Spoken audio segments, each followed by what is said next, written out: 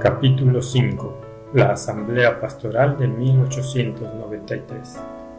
A pesar de respuestas tan negativas de parte de algunos que ocupaban puestos clave en el liderazgo, las manifestaciones del Espíritu Santo continuaron durante el trascendental año 1893. El 27 de enero se inició una asamblea pastoral de 3 semanas seguida por la asamblea de la Asociación General, desde el 17 de febrero hasta el 9 de marzo. O.A. Olsen consideró muy importante la asamblea que tendría lugar, probablemente la más importante de todas las que ha tenido nuestro pueblo.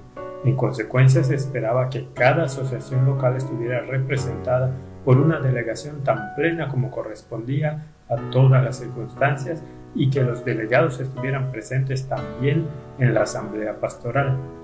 Una vez más, la mayoría del liderazgo de la Iglesia alrededor del país y del mundo, junto a numerosos pastores y laicos, asistiría y esperaría con expectación los beneficios y bendiciones que Dios tenía en reserva. No es de extrañar que Olsen pidiera a nuestro pueblo en todo lugar que hicieran de la próxima asamblea pastoral y de la asociación general un tema especial de oración a fin de que pudiera estar presente la bendición de Dios en abundancia. Review and Herald, 6 de diciembre de 1892. En agosto de 1892, el Consejo de la Asociación General había seleccionado, entre otros, a S.N. Haskell, J.N. Loughborough, R.A. Underwood, A.T. Jones, W.W. Prescott, R.C. Porter y O.A. Olsen, asignándoles temas para las disertaciones bíblicas que habrían de darse a los cientos de adventistas procedentes de todo el mundo que se reunirían en Battle Creek. Se planearon 2 sesiones diarias, al final de la mañana y por la tarde, en las que se darían 2 lecciones bíblicas en cada sesión de la Asamblea Pastoral. La sesión de la tarde continuaría en la Asamblea de la Asociación General, lo que proveería un tiempo abundante en el que estudiar la Biblia juntos durante las 6 semanas de encuentro. Ellen White, quien estaba en Australia, separada miles de kilómetros, tenía muy presente Norteamérica y el próximo Congreso de la Asociación General. Ese importantísimo encuentro iba a reunir una vez más al liderazgo de la Asociación General, a delegados, pastores, jefes de colportores, instructores bíblicos y laicos de todo el país y del mundo. No queriendo desaprovechar la oportunidad de llevar el consejo del Señor ante la gran asamblea del liderazgo adventista, Ellen White dijo a E.J. Waggoner que había sido movida a escribir unas 200 páginas de material escrito a mano, el doble incluyendo las copias, a América. Una gran proporción era para su empleo en la asamblea de la Asociación General. De esa forma, aún estando ausente, Ellen White se podría leer y oír la voz de Dios mediante el espíritu de profecía ante todos los reunidos en el corazón de la obra. Se leyeron varias veces testimonios completos durante aquellas 6 semanas y cada uno de los diversos predicadores tuvo abundante consejo de verdad actual a su disposición para emplearlo en sus lecciones bíblicas. S.N. Haskell informó cómo, a resultas de ello, en esta asamblea de la Asociación General, creo que se están empleando los testimonios más de lo que usted hubiera hablado de haber estado presente. Ha habido un buen número de conversiones, algunos son de la ciudad y a duras penas habían oído un solo sermón. Sintieron la convicción por sus pecados y no pudieron parar hasta haber entregado a Dios sus corazones, y a continuación fueron a sus vecinos y les dijeron lo que el Señor había hecho por ellos. Nota 5. Fiel a su intención, confiesa en la biografía sobre A.T. Jones, ver el capítulo 3, la nota 39, George Knight insinúa que se debe culpar a Jones por la gran cantidad de material de Ellen White empleado en la asamblea de la Asociación General. Knight prepara el terreno mediante varias acusaciones preliminares que intentan probar el uso inadecuado que habría hecho Jones de los escritos de Ellen White durante toda su vida. El error más básico en la adhesión de Jones a los escritos de Ellen White en los años 1890 consistió en su posición en relación con la Biblia. En las asambleas de la Asociación General de 1893, utilizó pasajes de sus escritos como textos sobre los que basar sus sermones, una práctica que él aprobaba cuando se trataba de predicar a nuestro propio pueblo, pero no al dirigirse a no adventistas. 4 años después se refirió a los escritos de la señora White como a la palabra. Las asambleas de la Asociación General de 1893 vieron mucha predicación a partir de los escritos de Ellen White. Haskell observó que habían oído más de ella en su ausencia que si hubiera estado en persona. Eso cambiaría del todo en 1895. Al inicio de la crisis de Anna Rice en 1894, Ellen White había aconsejado a Jones y a otros que no se apoyaran demasiado en los dones, sino que regresaran a la Biblia. A resultas de eso, el boletín de la Conferencia General de 1895 es notable por la ausencia del recurso de Ellen White como una autoridad, especialmente en la primera mitad de las reuniones. En primer lugar, Jones empleó la palabra texto en 2 ocasiones para describir el material de Ellen White que planeaba leer para aquella tarde en particular. Esta noche voy a tomar un texto que permanecerá al menos durante una semana. Se trata de una declaración bien conocida por todos, creo. Dice así: ahora, hermanos, recordad que ayer tomé un texto que debía permanecer una semana. Hoy quiero leer otro pasaje en la misma línea. Jones no estaba aquí exponiendo sus puntos de vista sobre la inspiración, simplemente estaba empleando un término común para referirse a un pasaje o texto del cual estaba leyendo. El diccionario Webster de 1868 define la palabra como discurso o composición sobre el cual se escribe una nota o comentario. Todos los estudiantes manejan libros de texto, obviamente en la mayoría de los casos sin una conexión específica con la Biblia.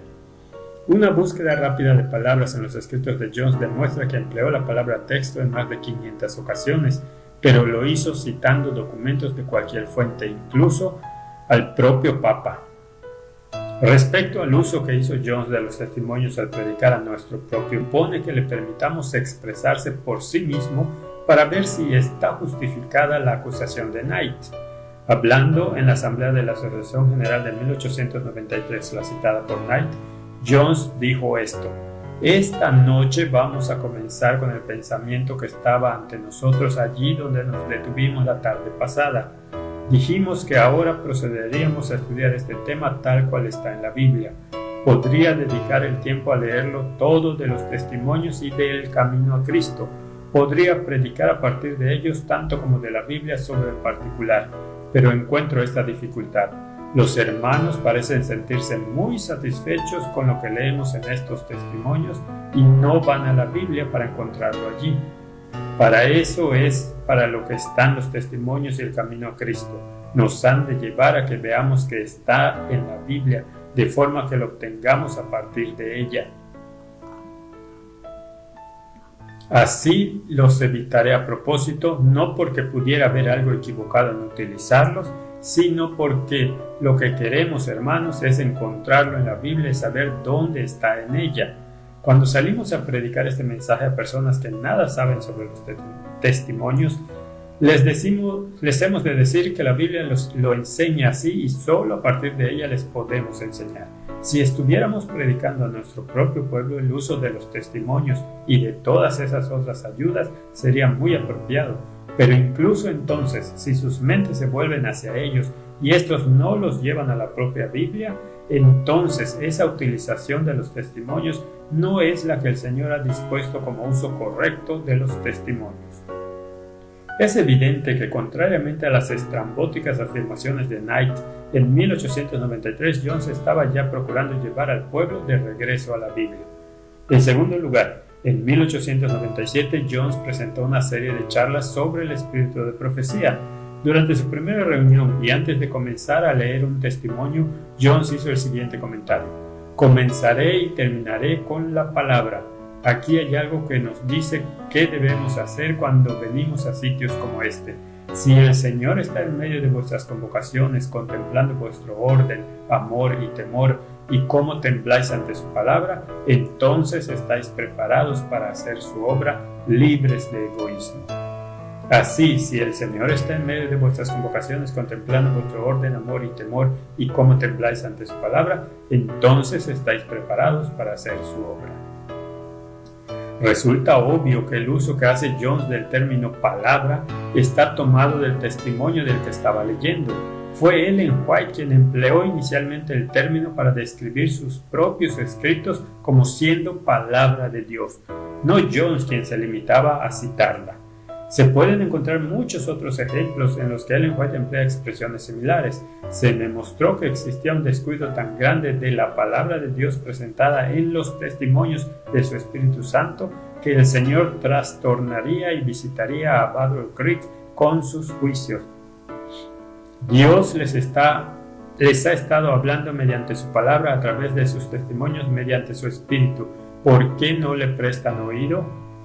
Los testimonios llevan el sello de Dios o el de Satanás. Por sus frutos los conoceréis. Dios ha hablado. ¿Quién ha temblado a su palabra? Una vez más, las acusaciones de Knight no solo resultan ser infundadas, sino deshonestas y engañosas. Tal como se puede apreciar en los ejemplos precedentes, Knight insinúa también falsamente que Jones es culpable por el abundante material de Ellen White que se leyó en la Asamblea de la Asociación General de 1893. En realidad fue ella quien, estando ausente, vio la necesidad de enviar ese abundante material. Respecto a las afirmaciones de Knight relativas al asunto de Anna Rice, el empleo que hizo Jones de los testimonios en la Asamblea de la Asociación General de 1895 y respecto a si estos eventos llevaron a un cambio en el punto de vista sobre la autoridad de Ellen White, responderemos a esas acusaciones detalladamente en un futuro inmediato en la serie El retorno de la lluvia tardía. Por el momento podemos concluir este punto mencionando el consejo que Ellen White dio a Jones en 1908 después que éste hubo dado la espalda a la validez de la inspiración y a la autoridad de su don.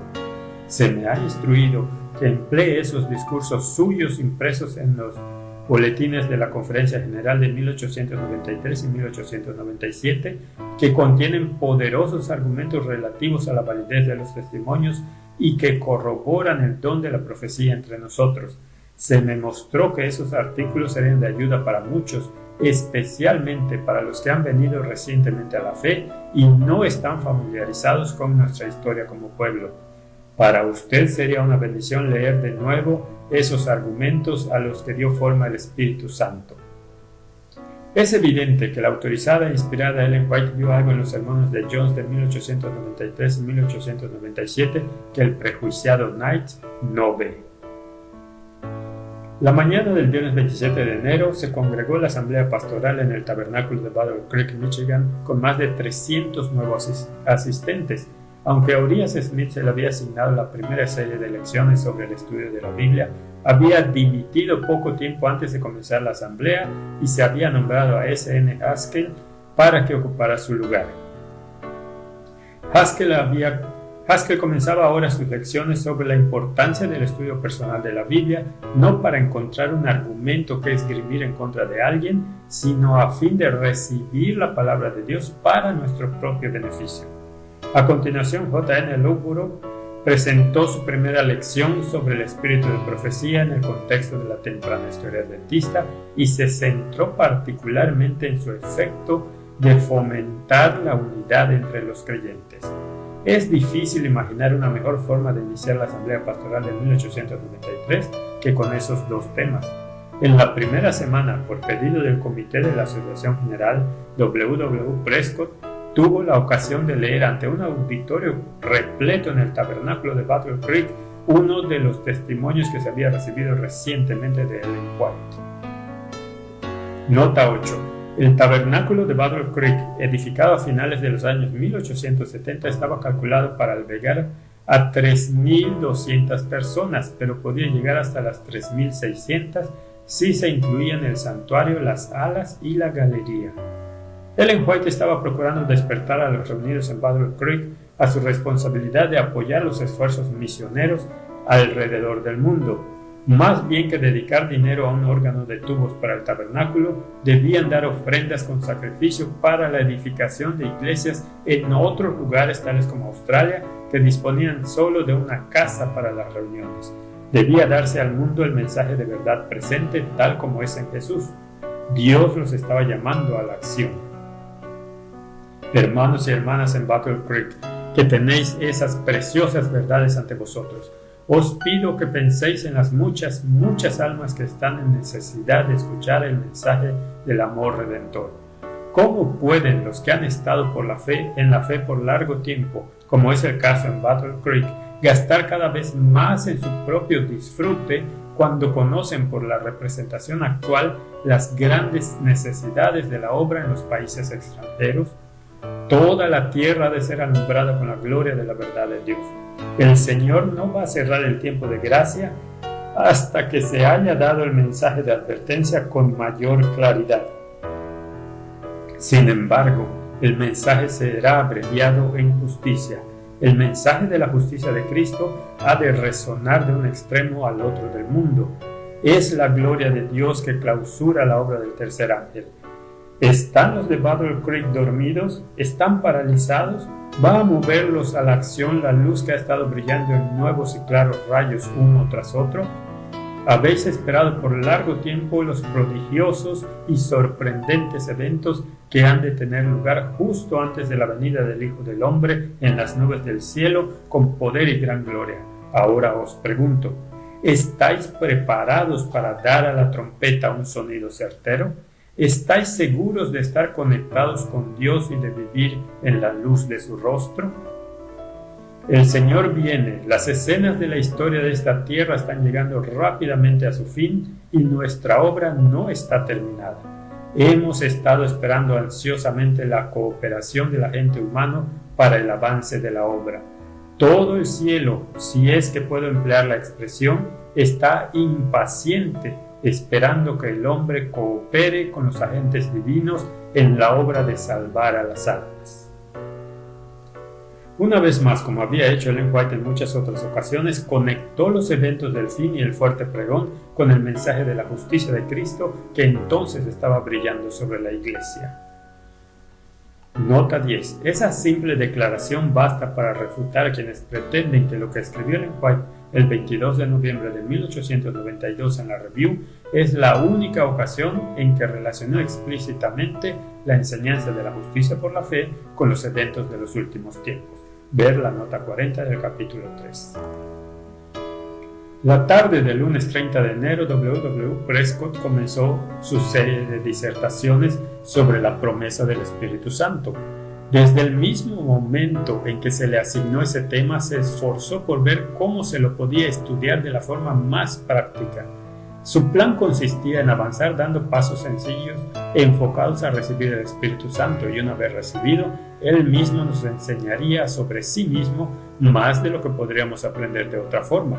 Hacia el final de sus presentaciones, Prescott leyó Apocalipsis 18:1, seguido de fragmentos del artículo que Ellen White escribió a la Review del 22 de noviembre, en el que confirmaba en términos inconfundibles el comienzo del fuerte pregón y el tiempo para el derramamiento del Espíritu Santo, la lluvia tardía. El fuerte pregón y la lluvia tardía van juntos, declaró Prescott. Habiendo llegado el tiempo para el fuerte pregón, ha llegado también para la lluvia tardía y la estamos pidiendo. El Señor ha estado desde hace mucho tiempo esperando darnos su Espíritu. Ahora mismo está anhelando impacientemente que nos pueda ser otorgado. ¿Cuánto más tiempo habrá de esperar? Hemos solido referirnos al Pentecostés como la ocasión en que el Señor llevó a cabo su mayor obra en favor de su pueblo.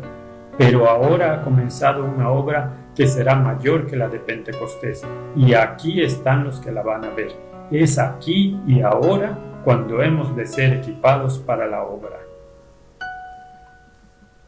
Prescott leyó también de Historical Sketches, donde Ellen White declaró que la Escritura es nuestra única salvaguarda y que la indulgencia de un pecado conocido causará debilidad y tinieblas y nos abocará a la fiera tentación.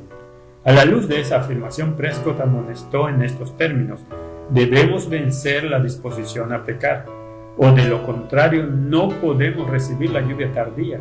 La luz que ha de alumbrar la tierra con su gloria ya ha comenzado a brillar. ¿Qué significa eso para nosotros en la práctica? Significa que está aquí el tiempo del zarandeo y que Dios va a hacer una separación en su propio pueblo. A quienes no tengan a Jesús viviendo en ellos, no se les permitirá tomar parte alguna en la obra de Dios, cuando crezca hasta convertirse en un fuerte pregón. La mañana siguiente, S.N. Haskell leyó la misma cita del fuerte pregón en el artículo de Ellen White del 22 de noviembre, en su presentación sobre el estudio de la Biblia.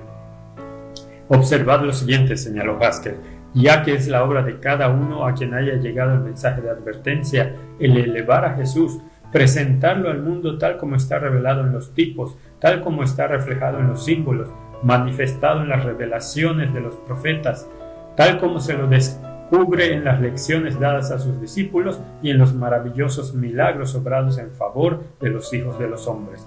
Escudriñad las Escrituras, porque ellas son las que dan testimonio de él. Quisiera saber cuánto de la Biblia resulta excluido de eso. Haskell sabía que si aceptaban a Cristo habitando en sus almas, él sería en ellos una cisterna de aguas que emanaría para vida eterna. Entonces estamos preparados para estudiar las Escrituras, que son el espíritu de revelación que se nos ha dado, y eso nos capacitará para resistir en la tormenta que está por venir. No fueron solo los diversos predicadores quienes recordaron a los asistentes a la asamblea pastoral en Battle Creek que había comenzado el fuerte pregón, sino también las diversas publicaciones periódicas de la iglesia. Por ejemplo, W.A. Colcord, escribiendo en la edición de enero de Home Missionary, en referencia al mismo artículo de Ellen White en la Review, hizo la pregunta perspicaz: ¿por qué el fuerte pregón ha comenzado por una obra que se ha de realizar en nosotros, en lugar de con una obra que hayamos de realizar nosotros? ¿Por qué comenzó con la revelación de la justicia de Cristo, el Redentor que perdona los pecados entre nosotros, tal como ha declarado Ellen White en la Review del 22 de noviembre de 1892, más bien que comenzar con nuestro fuerte pregón al mundo por la caída de Babilonia? La respuesta de Colcord a esas preguntas debiera interesarnos aún hoy, pero la respuesta es fácil. El Señor sabía que nosotros mismos estamos en necesidad de ser hechos idóneos antes de estar en disposición de efectuar la obra que Él nos ha asignado. Vio que necesitamos saber lo que es en realidad el Evangelio, el poder de Dios para salvación, antes de poder predicar el Evangelio eterno a otros con poder y demostración del Espíritu. La tarde del martes, W. Prescott introduciría una nueva dimensión en su discurso que vendría a convertirse en el gran tema para el resto de la Asamblea Pastoral de la Asociación General. Un tema que no iba a estar presente solo en sus discursos, sino también en los de todos los demás predicadores. Cuando Prescott comenzó su segunda presentación, señaló por qué el Espíritu Santo había ungido o sellado a Cristo para su obra. Fue debido a que él había amado la justicia y odiado la maldad. Hebreos 1:9. Sin embargo, ese odio hacia el pecado no le había impedido efectuar la obra para la que vino al tomar el lugar del pecador. Ahora, en el mismo final del tiempo durante el derramamiento especial del Espíritu o tiempo del sellamiento, queremos saber qué impide que se produzca inmediatamente, preguntó Prescott. Afirmó que la presencia del pecado y la práctica de la iniquidad es lo que lo impide, fue su respuesta.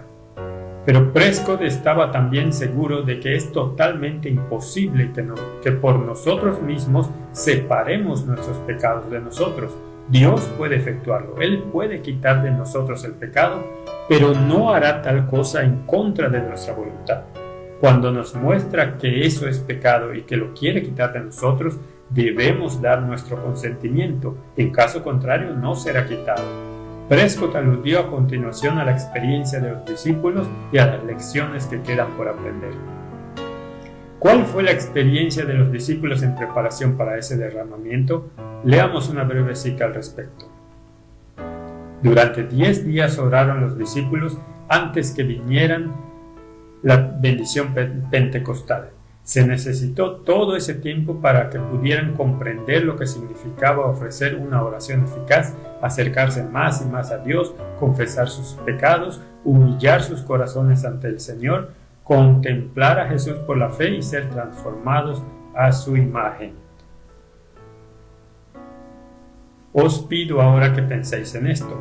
Los discípulos habían estado 3 años y medio con Cristo y lo habían visto tras la resurrección. Se habían sentado a hablar con él, pero no habían recibido aún el Espíritu Santo, e incluso después de la ascensión, antes que viniera sobre ellos esa bendición especial, fueron necesarios 10 días de confesión y arrepentimiento para no resultar consumidos por dicha bendición. Si tal fue el caso con ellos, ¿qué diremos de nosotros? Para mí, el rasgo peor de nuestra situación es precisamente el que señala el mensaje a la Odisea, y lo peor de todo es que no lo vemos así. Ahora, si somos incapaces de verlo, tomemos la palabra de Dios al pie de la letra, afirmemos que es tal como dice y persistamos en ello. Hemos pecado, hemos cometido iniquidad y no hay nada bueno en nosotros. Acerquémonos más y más a Dios diariamente mediante el arrepentimiento y la confesión. Y Dios se acercará a nosotros con misericordia y perdón. Este es el punto en el que quisiera detenerme ahora especialmente. La razón por la que el derramamiento especial del Espíritu de Dios no viene sobre su pueblo es porque está en necesidad de arrepentirse. En caso contrario sería consumido por él mismo. Boletín de la Conferencia General del 31 de enero de 1893. La nueva dimensión a la que Prescott estaba procurando llamar la atención de sus oyentes era el mensaje a la Odisea. Ese sería uno de los temas principales en la Asamblea Pastoral y en la sesión de la Asociación General en 1893.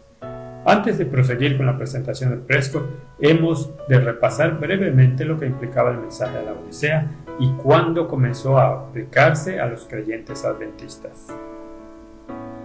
El mensaje a la Odisea. El hecho de que el mensaje a la Odisea se aplicara a la Iglesia Adventista del Séptimo Día no era algo nuevo. Tan pronto como en 1852, años antes de que la Iglesia se organizara oficialmente, Dios procuró llamar la atención de su pueblo a ese mensaje. A lo largo de años después del chasco de 1844, los adventistas guardadores del sábado aplicaron el mensaje laodicense a los adventistas nominales guardadores del domingo. Pero eso comenzó a cambiar cuando Ellen White indicó que como pueblo, la Iglesia Adventista del Séptimo Día era fría y formal como la iglesia nominal de la que se separó hace poco tiempo. Las palabras dirigidas a la Iglesia de la Odisea describen perfectamente su condición actual. Review and Herald, 10 de junio de 1852. En julio de 1856, James White expresaría por última vez la posición de que Filadelfia, la sexta iglesia de Apocalipsis 3, describía a los adventistas del séptimo día. Tras una serie de eventos aquel verano, también él comenzó a darse cuenta de que la Odisea, la séptima iglesia, se aplicaba mejor a nuestra iglesia.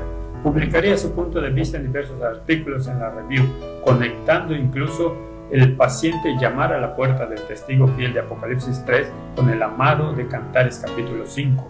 Yo estoy a la puerta y llamo. Si alguno oye mi voz y abre la puerta, entraré a él y cenaré con él y él conmigo.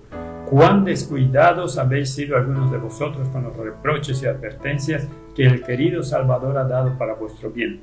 Lo habéis menospreciado y echado fuera, de forma que sus cabellos están mojados por el rocío de la noche. Abridle el corazón, que vuestros endurecidos corazones se quebranten delante de él, permitidle entrar. Review and Herald, 16 de octubre de 1856.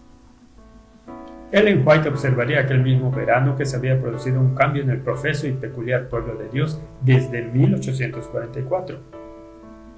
Apreció la conformidad con el mundo, la falta de disposición a sufrir por causa de la verdad y una gran falta de sumisión a la voluntad de Dios como causa del problema. Trazó incluso paralelismos entre los hijos de Israel tras abandonar Egipto y el pueblo adventista que esperaba la pronta llegada a la tierra prometida. En febrero de 1857, Ellen White tendría su primera visión que relacionaba el mensaje a la Odisea con el pueblo adventista. Su estado actual de tibieza se debía a una mente mundanal, egoísmo y codicia, espíritu de crítica y falta de orden en la iglesia. En noviembre de 1857, Ellen White recibió la visión más abarcante de todas las que había tenido hasta entonces en relación con las trascendentes ramificaciones del mensaje a la Odisea. Le fueron mostrados dos grupos de personas, los que estaban procurando activamente el arrepentimiento y la purificación y los que eran descuidados e indiferentes. Eso ilustraba las dos respuestas al mensaje a la Odisea, lo que llevaría a un zarandeo entre el pueblo de Dios. Pregunté cuál era el significado del zarandeo que yo había visto y se me mostró que lo motivaría el testimonio directo que exige el consejo del testigo fiel a la iglesia de la Odisea. Algunos no soportarán este testimonio directo, sino que se levantarán contra él. Esto es lo que causará un zarandeo en el pueblo de Dios. Cuando Ellen White preguntó acerca del gran cambio que había experimentado los que ahora agonizaban y oraban, llevaban la armadura y pregonaban la verdad con gran poder, el ángel respondió: es la lluvia tardía, el refrigerio de la presencia del Señor, el fuerte pregón del tercer ángel. Así los que aceptaron el mensaje a la Odisea se lo tomaron a pecho, se arrepintieron y recibieron poder y luz mediante la lluvia tardía y el mensaje del fuerte pregón. Entonces fueron capacitados para expresar claramente la verdad del mensaje del fuerte pregón al mundo. Tal cosa llevaría al rápido cumplimiento de los eventos finales y a la segunda venida de Cristo. Dado que todos los eventos finales dependían de la respuesta al mensaje a la Odisea, que no es más que el profundo arrepentimiento, Ellen White afirmó que se trataba del más solemne testimonio del que pende el destino de la Iglesia. Los artículos de James White y los testimonios de Ellen White durante los años 1856 y 1857 cambiaron vidas. Desde la pequeña iglesia le llovieron cartas al jefe de redacción de la Review confesando que el mensaje había retumbado en casa. Comenzó un poderoso reavivamiento en el adventismo. Desde noviembre de 1856 hasta diciembre de 1857 se publicaron 348 artículos, testimonios o comunicados editoriales en la Review and Herald sobre el mensaje a la Odisea, en su mayoría procedentes de laicos, un porcentaje muy alto si se tiene en cuenta que por entonces la totalidad de la iglesia estaba compuesta por unos 2.500 miembros. Ellen White afirmó que a medida que este mensaje afectó el corazón, llevó a una profunda humillación ante Dios. Fueron enviados ángeles en toda dirección para preparar para la verdad los corazones incrédulos. La causa de Dios comenzó a crecer y su pueblo comprendió su posición. Así comenzaron a producirse reavivamientos en las grandes ciudades, entre otras iglesias cristianas, no solo en América, sino en todo el mundo, a medida que los ángeles preparaban los corazones de la gente para el mensaje del fuerte pregón. Tristemente, los creyentes adventistas no caminaron a la par de los movimientos de Dios. Hacia 1859, Ellen White declararía enfáticamente que el mensaje a la Odisea no ha cumplido ese celoso arrepentimiento que esperaba ver entre el pueblo de Dios. En consecuencia, el mensaje seguía aplicándose a la condición de los adventistas en aquel tiempo, y la razón por la que no cumplió una mayor obra es por la dureza de sus corazones. Dios había concedido más de 2 años al mensaje para que efectuara su obra, pero ¿cuál había sido el resultado? El corazón debe ser purificado de los pecados que durante tanto tiempo han mantenido fuera a Jesús. Este solemne mensaje hará su obra. Cuando fue presentado por primera vez, indujo a un profundo examen del corazón. Hubo confesión de pecados y el pueblo de Dios se despertó en todas partes. Casi todos creían que este mensaje terminaría en el fuerte pregón del tercer ángel, pero como no vieron efectuarse la poderosa obra en un corto tiempo, muchos perdieron el efecto del mensaje. Vi que este mensaje no efectuaría su obra en el término de unos pocos meses. Ha sido dado para despertar al pueblo de Dios, para mostrarle sus yerros y para conducirlo a un celoso arrepentimiento, para que sea bendecido por la presencia de Jesús y esté preparado para el fuerte pregón del tercer ángel. Si se hubiera dado oído plenamente al consejo del testigo fiel, Dios habría obrado con gran poder en favor de su pueblo. Muchos actuaron por sentimientos, no por principios y fe, y este mensaje solemne y temible los conmovió. Obró en sus sentimientos y excitó sus temores, pero no realizó la obra que Dios quería que realizase. Dios lee el corazón. A fin de que sus hijos no se engañen a sí mismos, les da tiempo para que pase la excitación, luego los prueba para ver si quieren obedecer el consejo del testigo fiel. Los que resisten en cada punto, que soportan cada prueba y vencen al precio que sea, han dado oído al consejo del testigo fiel. Recibirán la lluvia tardía y estarán así preparados para la traslación. Testimonios, volumen 1, páginas 185-187, el 3 de junio de 1859. Ellen White lamentó la larga noche de penumbra, sin embargo reconoció que Dios postergó su venida misericordiosamente, porque si el Señor viniera muchos serían hallados desapercibidos. El deseo de Dios de que su pueblo no perezca ha sido la razón de la larga demora. Ahora bien, esa declaración no atribuyó a Dios culpa por la demora, ni negó el llamamiento que Dios hace para que la Odisea se arrepienta antes de que Él pueda regresar. De hecho, el fracaso en dar oído a ese llamamiento fue la razón por la que el destino eterno de su pueblo estuvo en peligro. Si hubiera regresado sin demora, ¿cuántos de los que vivían se habrían salvado? En 1873, Ellen White escribió en la Review una serie de artículos en 4 partes sobre la iglesia laodicense. Declaró que el mensaje del testigo fiel no había cumplido su propósito. El pueblo continuaba adormecido en sus pecados mientras se cuestionaba por qué los testimonios los acusaban continuamente de apostasía y pecados gravosos. Amamos la verdad, estamos prosperando, no estamos en necesidad de esos testimonios de advertencia y reproche.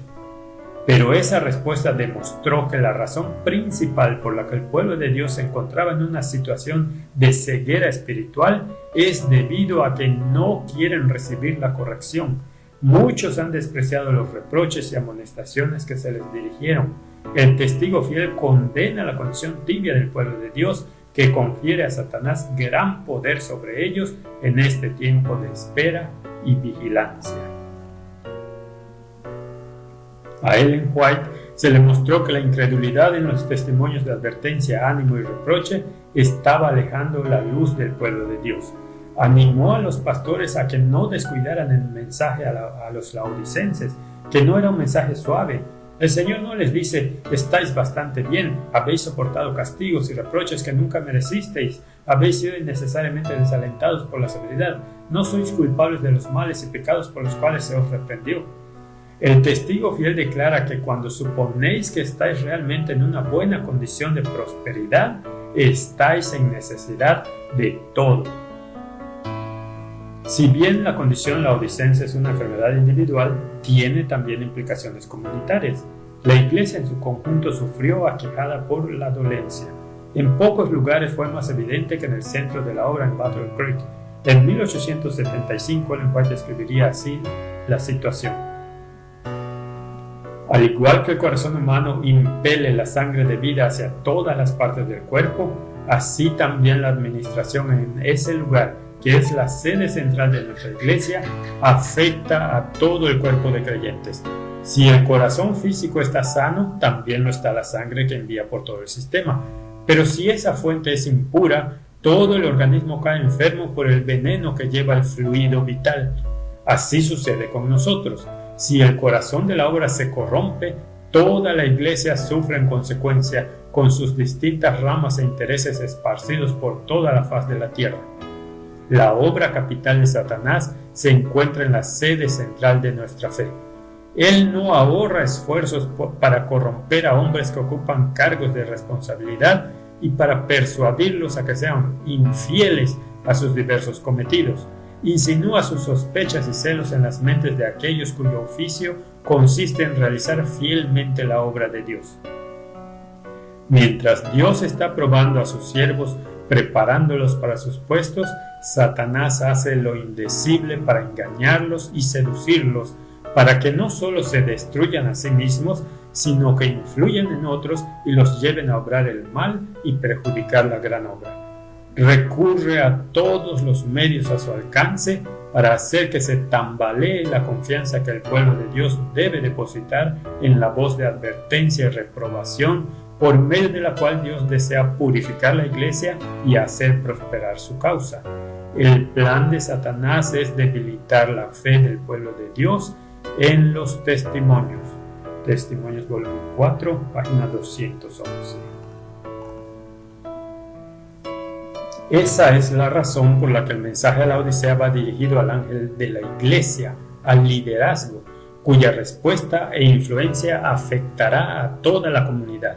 Esa es la razón por la que Satanás se esforzó tanto en hacer descarrilar la obra del testigo fiel y verdadero que vino al corazón de la obra en Battle Creek, y su odio nunca se dirigió a la iglesia remanente en mayor intensidad que respecto a los mandamientos de Dios y el testimonio de Jesucristo, que es el espíritu de profecía. Apocalipsis 12, 17 y 19, 10. En 1882 a Ellen White se le mostró nuevamente que la incredulidad en los testimonios crecía silenciosamente a medida que el pueblo se aparta de Dios. Ha penetrado en nuestras filas por todo el campo. El fariseísmo se infiltraría en la iglesia en las décadas de 1870 y 1880 mediante una falsa defensa de la ley que menoscabaría tanto la ley como el evangelio.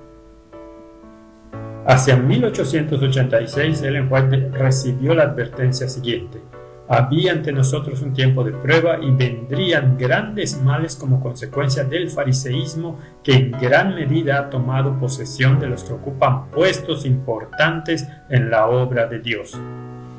Hacia 1888 escribiría que el fariseísmo había estado haciendo la obra de leudar el campo aquí en Battle Creek y resultaron afectadas las iglesias adventistas del séptimo día. Esas condiciones continuarían, demorando inevitablemente el retorno de Cristo. En 1883, Ellen White dedicó una mirada retrospectiva a los 40 años que siguieron al chasco de 1844 y a la obra que Dios había dispuesto que su pueblo cumpliera en la tierra. Se debía dar el mensaje del tercer ángel. Se debía dirigir la mente de los creyentes a la obra expiatoria de Cristo en el santuario. Se debía efectuar la reforma del sábado. Debía advertirse al mundo mediante el fuerte pregón y su pueblo debía purificar mediante la obediencia a la verdad, capacitándolo para estar sin falta en la segunda venida de Cristo. Pero se había dado una gran demora de la que Dios no era responsable. Si los adventistas, después del gran chasco de 1844, se hubieran aferrado a su fe y hubieran permanecido unidos según la providencia de Dios, abría el camino, recibiendo el mensaje del tercer ángel y proclamándolo al mundo con el poder del Espíritu Santo, la lluvia tardía, habrían visto la salvación de Dios. El Señor hubiera obrado con poder mediante sus esfuerzos. La obra se habría terminado y Cristo habría venido ya para recibir a su pueblo dándole su recompensa. Durante 40 años, la incredulidad, la murmuración y la rebelión impidieron la entrada del antiguo Israel en la tierra de Canaán. Los mismos pecados han demorado la entrada del moderno Israel en la Canaán celestial. En ninguno de los dos casos fallaron las promesas de Dios. Es la incredulidad, la mundanalidad, la falta de consagración y las contiendas entre el profeso pueblo de Dios lo que nos ha mantenido en este mundo de pecado y tristeza tantos años. Manuscrito 4 de 1883 de Elena G. de White. En 1884, Ellen White llevó nuevamente a sus lectores a la historia del antiguo Israel, a modo de notable ilustración de la experiencia pasada del cuerpo adventista. Afirmó una vez más que Cristo habría venido para la redención de su pueblo si un movimiento adventista unido hubiera recibido la luz y el poder de Dios y hubiera proclamado al mundo el mensaje de advertencia. Repetiría de nuevo esos mismos pensamientos en El conflicto de los siglos, publicado en la primavera de 1888. Pero el hecho de que el Señor estuviera dispuesto a terminar la obra antes de 1888 no niega la necesidad del mensaje que él envió mediante John C. Waggoner en el Congreso de la Asociación General de Minneapolis. Este fue el mensaje culminante a la Odisea, el comienzo del mensaje de la lluvia tardía y el fuerte pregón. De haber tenido mensajeros dispuestos, Dios habría enviado el mensaje con anterioridad. Lo cierto es que el mensaje que ha de alumbrar toda la tierra con su gloria es el mismo mensaje para todo tiempo. El mensaje que Dios envió mediante John C. Waggoner habría sido el mismo antes que ellos entraran en escena, y será el mismo cuando vuelva de nuevo al pueblo adventista antes del regreso de Cristo. Nota 40. Comentando sobre la declaración de Ellen White, George Knight se esfuerza por llegar a estas conclusiones. En 1883, Ellen White afirmó que Jesús pudo haber venido poco tiempo después de 1844, lo que tiene sorprendentes consecuencias para quienes magnifican la teología de Jones, Waggoner o Prescott en 1888, 1893 o 1895. Es clara la implicación de que Cristo hubiera podido regresar antes de 1888, es decir, antes que Jones y Waggoner predicaran su interpretación del Evangelio. Debido a ello, no es útil apoyarse demasiado en su característica teología.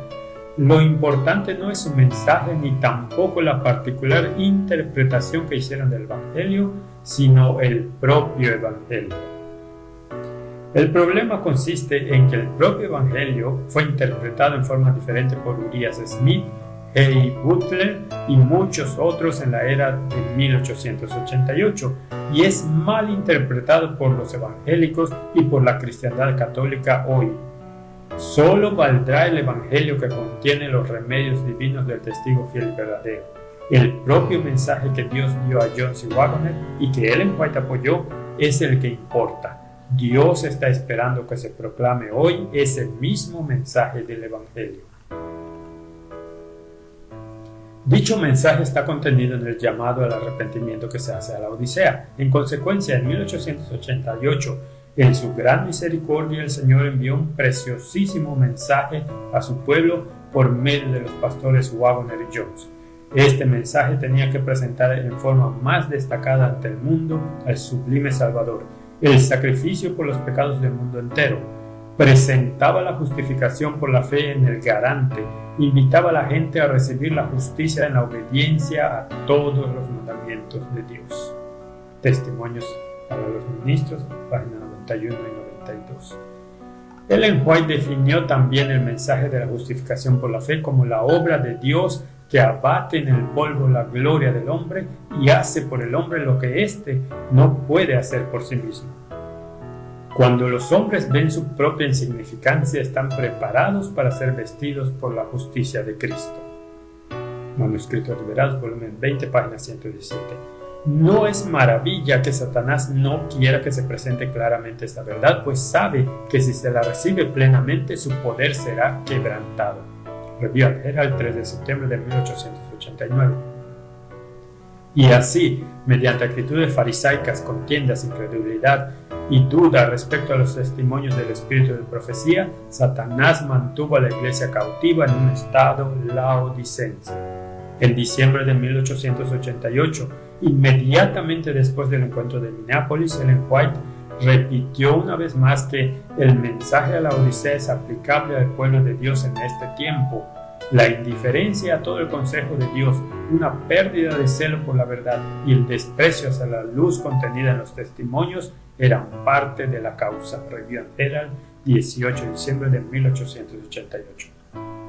Pero a medida que fue prestando atención al mensaje de la Odisea durante el tiempo de los encuentros campestres del verano de 1889, relacionó los remedios divinos con el mensaje de Minneapolis. En agosto de 1890, tras casi 2 años de batallar en favor del precioso mensaje de la justicia por la fe, expresaría la condición de declive generalizado en la Iglesia. Desde el tiempo del encuentro de Minneapolis he visto el estado de la Iglesia laodicense como nunca antes. He oído la reprensión de Dios hacia quienes se sienten tan satisfechos, a quienes no conocen su destitución espiritual. Como los judíos, muchos han cerrado sus ojos para no ver. Dios había propiciado que brillara la luz en las filas del adventismo. Sin embargo, aquellos que aseveraban creer la verdad, pero no actuaban según ella, tanto como quienes despreciaban la gracia divina, constituían las vírgenes necias. El llamado del testigo fiel y verdadero adquiría ahora un mayor significado del que jamás tuviera anteriormente. El estado de la Iglesia, representado por las vírgenes necias, se lo describe también como el estado laodicense. Los que comprenden su necesidad de arrepentimiento hacia Dios y fe en nuestro Señor Jesucristo tendrán contrición de alma y se arrepentirán por su resistencia al Espíritu del Señor. Confesarán su pecado al rehusar la luz que el cielo les ha enviado tan misericordiosamente y abandonó al Espíritu del Señor. Humillarán el yo y aceptarán el poder y la gracia de Cristo, reconociendo los mensajes de advertencia, reproche y ánimo. Para el contexto amplio de este artículo, ve Rondofield, El retorno de la lluvia tardía, volumen 1, páginas 445 a 447. Al poco tiempo de haber llegado a Australia en diciembre de 1891, Ellen White volvió a elevar su voz señalando al pueblo de Dios la elevada vocación a la que fue llamado. Jesús no nos buscó a vosotros y a mí porque fuéramos sus amigos, ya que estábamos alejados de Él y enemistados con Dios. Fue mientras éramos aún pecadores cuando Cristo murió por nosotros, pero ha prometido darnos su Espíritu Santo a fin de que seamos asimilados a su propia naturaleza, cambiados a su imagen. A continuación, Ellen White proclamó los remedios divinos ofrecidos a la iglesia laodicense y que obrarán en ella tal cambio. Comprad fe y amor, los preciosos y bellos atributos de nuestro Redentor, que nos capacitarán para encontrar el camino a los corazones de quienes no lo conocen, que están fríos y separados de Él mediante la incredulidad y el pecado. Él nos invita a comprar de Él vestiduras blancas, que son su gloriosa justicia, y colirio a fin de poder discernir las cosas espirituales. ¿No abriremos la puerta de nuestro corazón a ese visitante celestial? En numerosas cartas que escribió el año siguiente, Ellen White continuaría presentando el mensaje de la Odisea como siendo el mensaje para aquel tiempo. En una carta dirigida a Urias Smith hacia finales de agosto de 1892, Ellen White lo confrontó una vez más por su continuo antagonismo hacia A.T. Jones y por escribir artículos en contra de la Review. Le dijo a Smith que Dios otorga a su pueblo grandes bendiciones al darle pastores fieles y rectos. Dios estaba capacitando a esos con su Espíritu Santo para que clamen a voz en cuello y no se detengan, para que eleven su voz como una trompeta, dando un mensaje decidido de advertencia a su pueblo, a fin de que puedan despertar y experimentar convicción de sus pecados y ser llevados al arrepentimiento y la reforma. Pero mientras que esos mensajes se estaban dando, otros se esforzaban por contrarrestar la obra de Dios mediante sus agentes escogidos.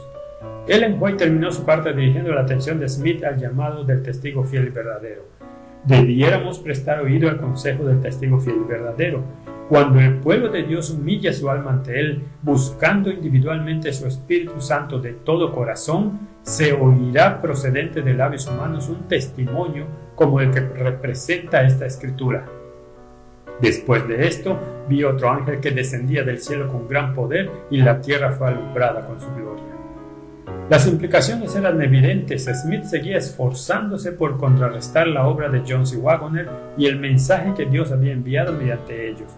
Responder al llamado del testigo fiel y verdadero implicaba arrepentirse y aceptar sus remedios, lo que desembocaría en la lluvia tardía y el fuerte pregón en su plenitud. Ellen White enviaría la carta de Smith por mano de A.T. Jones, acompañando copia para O.A. Olsen. En septiembre, Ellen White escribiría nuevamente a Urias Smith. Esta vez fue todavía más explícita respecto al mensaje de la Odisea y su relación con el mensaje de Minneapolis. La palabra de Dios no puede obrar eficazmente en el corazón cuando es excluida mediante la incredulidad. El mensaje que los mensajeros han estado proclamando es el mensaje a la iglesia. Se cita Apocalipsis 3, 14 al 20. Ese mensaje no ha tenido la influencia que debiera sobre las mentes y corazones de los creyentes. Debe presentarse ante los hombres el verdadero estado de la iglesia y estos deben recibir la palabra de Dios no como algo que los hombres hubieran originado, sino como la palabra de Dios. Muchos han tratado el mensaje a los laodicenses tal como les ha llegado, como si fuera la palabra del hombre. Aquellos que debieran haber sido los primeros en discernir y actuar en consecuencia por su ser palabra de Dios, han puesto en duda al mensaje y a los mensajeros. Si hubieran recibido la palabra de Dios que les fue enviada, no estarían ahora en tinieblas. El mensaje que nos han dado A.T. Jones y E.J. Waggoner es el mensaje de Dios a la iglesia laodicense. Y hay de todo aquel que profese creer la verdad y sin embargo no refleje a otros los rayos dados por Dios. Pastor Smith, si usted no hubiera albergado prejuicio, si no le hubieran afectado los informes que le llevaron a cerrar su corazón para que no entrara lo que esos hombres han presentado, si hubiera hecho como los nobles bereanos y hubiera escudriñado la escritura para ver si el testimonio de ellos concordaba con su instrucción, hubiera estado en terreno ventajoso y habría avanzado mucho más en su experiencia cristiana. Las muchas y confusas ideas en relación con la justicia de Cristo y la justificación por la fe son el resultado de la postura que usted ha tomado hacia el hombre y hacia el mensaje enviado por Dios. Pero Jesús anhela otorgarle las más ricas bendiciones. Ha estado resonando. Tome ese mensaje en todas sus facetas y proclámelo allí donde la providencia abre el camino. La justificación por la fe y la justicia de Cristo son los temas que deben presentarse a un mundo que perece. Ojalá pueda abrir a Jesús la puerta de su corazón. Materiales de 1888. Página 1051 a 1054. Ellen White no pudo ser más clara. Jones y Waggoner habían sido enviados con el preciso mensaje que abría las compuertas del cielo. De ser aceptado por el liderazgo y por los laicos, después llegaría a todo el mundo. 2 semanas antes, Ellen White escribió declaraciones parecidas a S.N. Haskell en una carta que trataba de los tiempos prodigiosos en los que por entonces estaban viviendo. Tras citar Apocalipsis capítulo 3, Ellen White volvió a expresar la gran necesidad de arrepentimiento, llegando a especificar que el Señor estaba a la puerta y llamaba mediante sus mensajeros delegados. Hay una gran necesidad de arrepentimiento cuando consideramos la ocasión que hemos dado al mundo de dudar de la verdad del cristianismo. Siendo nosotros los que hemos tenido gran luz, hoy somos más culpables ante Dios que cualquier otro pueblo. Esas advertencias e invitaciones no debieran verse con más con fría indiferencia. A nuestras iglesias se les ofrecen las mercancías del cielo. Vestidos de vuestra propia justicia os sentís en plenitud, caminando según las chispas de vuestra propia lumbre. No discernís vuestros defectos de carácter. Necesitáis las vestiduras tejidas en los telares del cielo a fin de que vuestra desnudez no os confunda en el día de Dios. Estáis viviendo en un autoengaño culpable, puesto que os mantenéis al margen de la luz y los ricos tesoros de la gracia de Dios. Imagináis ser ricos cuando estáis en la bancarrota. Toda vuestra vida ha sido una mentira. Abrid vuestras puertas, dice el mercader celestial. Los llamamientos han sido casi en vano. Cada resquicio del corazón ha permanecido sellado. Los laodicenses, satisfechos de ellos mismos, han dejado a Jesús fuera. La mundanalidad, la propia justicia, el orgullo y la tibieza han atado por tanto tiempo a las almas con cadenas de incredulidad que ahora, cuando se oye la voz del Salvador mediante sus mensajeros, se añaden la rebelión y la obstinación del alma para agravar la culpabilidad. Ataviados en sus vestiduras inútiles de justicia propia, se sienten insultados al decirles que están desnudos. Se oye la voz del Salvador: he aquí mediante mis mensajeros delegados, yo estoy a la puerta y llamo. ¿Le dejaréis entrar? ¿Abriréis el corazón a la influencia sagrada de la gracia de Cristo, que es enternecedora y que lleva a la sumisión? ¿Podéis mantener vuestro corazón cerrado ante su amor y las riquezas de su gracia? ¿Triunfará el mismo Satanás en vuestro terrible engaño de que no tenéis necesidad de nada? Carta 30A del 5 de septiembre de 1892, no publicada. Nota 50. Como se ha señalado anteriormente, Ellen White había declarado que las ideas confusas sobre la enseñanza de la justicia por la fe eran el resultado de la oposición al mensaje de 1888. Dijo también que Jesús, mediante sus mensajeros delegados, John C. Waggoner, etc., estaba a la puerta con los verdaderos remedios para la Iglesia. Ahora, 125 años después, historiadores adventistas modernos como Desmond Ford, Burt Halobiak, George Knight y Woodrow Wilson nos informan de que fueron Jones y Waggoner empezando en fecha tan temprana como en el año 1889. Berron Duffield, El retorno de la lluvia tardía, volumen 1, 291 a 253. Al comenzar a dibujarse en el horizonte la asamblea de la Asociación General de 1893, Ellen White llamó una vez más la atención del cuerpo pastoral al mensaje de la Odisea. Estamos ciertamente viviendo en medio de peligros de los últimos días, escribió Ellen White al principio de su carta de 15 páginas. Las iglesias habían seguido tratando con indiferencia verdades que llevaban a un examen de conciencia. La única esperanza para nuestras iglesias hoy es arrepentirse y hacer su primera obra. Suplicó a los hermanos que van a reunirse en la asamblea de la Asociación General que den oído al mensaje enviado a los laodicenses. Vaya condición de ceguera es la suya. Este tema se ha presentado una y otra vez ante vosotros, pero vuestra insatisfacción con vuestra condición espiritual no ha sido suficientemente profunda ni dolorosa como para obrar una reforma. Ellen White vio entonces nuevamente el asunto del mensaje y mensajeros de Minneapolis. ¿Qué trato recibieron? Citaremos un fragmento considerable de esa carta. Pregunto, ¿qué significado tiene la contención y la disputa entre nosotros? ¿Qué significa ese espíritu áspero y férreo que es evidente en nuestras iglesias e instituciones y qué tan anticristiano es? Tengo profunda tristeza de corazón por ver con qué presteza se critica una palabra o acción del pastor Jones o del pastor Waggoner. Cuán rápidamente pasan muchas mentes por alto todo el bien que se ha obrado mediante ellos en los años recientes y no aprecian evidencia de que Dios está obrando mediante esos instrumentos.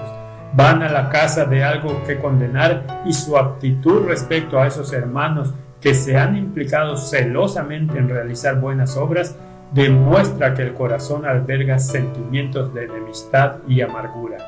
Lo que se necesita es el poder convertidor de Dios en las mentes y corazones. Dejad de mirar a vuestros hermanos con recelo. Nota 52. Sería imposible describir mejor la obra biográfica de algunos historiadores adventistas modernos en su procura actual por desacreditar a John C. Waggoner. Sus obras biográficas evidencian ciertamente estar motivadas por el deseo de promocionar su agenda personal de teología evangélica, más bien que por presentar un examen honesto e imparcial de la historia adventista. Muchos se han convencido de haber estado contristando al Espíritu por su resistencia a la luz, pero aborrecieron morir al yo y postergaron la obra de humillar sus corazones y confesar sus pecados. No quisieron reconocer que fue Dios quien enviaba la reprensión, ni que la instrucción procedía del cielo, hasta que desapareciera cualquier sombra de incertidumbre. No anduvieron en la luz, esperaban poder salir de la dificultad de alguna forma más fácil que mediante la confesión del pecado, y Satanás los ha tomado, los ha tentado y no tienen más que una fortaleza muy débil para resistirlo. Se ha amontonado una evidencia tras otra, pero no han tenido la voluntad de reconocerlas.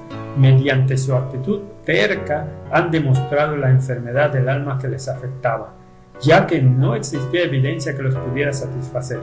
La duda, la incredulidad, el prejuicio y la obstinación mataron todo amor en sus almas. Exigieron seguridad perfecta, pero eso no es compatible con la fe. La fe no descansa sobre la constatación, sino sobre la evidencia. La demostración no es la fe. Si a los rayos de luz que brillaron en Minneapolis se les hubiera permitido ejercer su poder convincente sobre quienes tomaron posición contra la luz, si todos hubieran depuesto sus caminos y sometido sus voluntades al Espíritu de Dios en aquel tiempo, habrían recibido la más rica bendición, habrían chasqueado al enemigo y se habrían mantenido como hombres de fe, fieles a sus convicciones, habrían tenido una rica experiencia. Pero el yo dijo, no, el ego no estaba dispuesto a resultar herido, sino que luchó por la supremacía. Y cada una de esas almas será probada de nuevo en los puntos en que entonces fracasó. Tienen un juicio menos claro, menos sumisión, menos genuino amor hacia Dios y hacia sus hermanos ahora que antes de la prueba en Minneapolis. Están registrados en los libros del cielo como hallados faltos. El yo y la pasión desarrollaron rasgos odiosos. Desde aquel tiempo el Señor ha proporcionado evidencia abundante en mensajes de luz y salvación.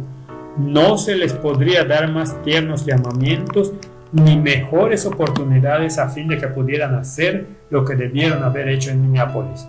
La luz se ha estado retirando de algunos desde que comenzaron a caminar en las chispas de su propia lumbre. Nadie puede decir cuánto está en juego si se es negligente en cumplir con el llamado del Espíritu de Dios. Va a llegar el tiempo en que muchos desearán todo y cualquier cosa posible para tener la oportunidad de dar oído al llamado que rechazaron en Minneapolis. Dios tocó los corazones, pero muchos se dieron a otro espíritu que los movía mediante sus pasiones desde lo bajo. Ojalá esas pobres almas hagan una obra cabal antes de que sea eternamente demasiado tarde. Nunca se presentarán mejores oportunidades, nunca tendrán sentimientos más profundos.